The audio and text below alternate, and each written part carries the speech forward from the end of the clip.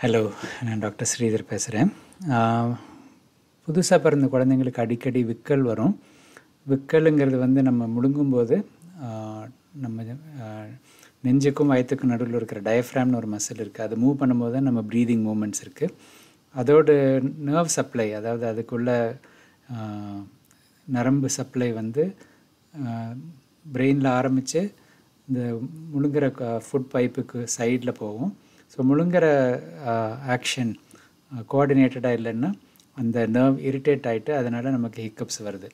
Baby புதுசாக பிறந்ததுக்கப்புறம் அதோட swallowing அந்தளவுக்கு மெச்சூராக இல்லாததுனால ஃபஸ்ட்டு மந்த்து 2 மந்த்ஸில் அடிக்கடி விக்கல் வரும். தானாகவே ஒரு 5-10 நிமிஷத்தில் நின்றும்.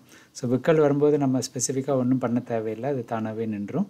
இந்த விக்கல் வர்றது நார்மல். ஸோ இதை பற்றி கவலைப்பட வேண்டாம். அது சொல்கிறதுக்கு தான் இந்த வீடியோ. தேங்க்யூ.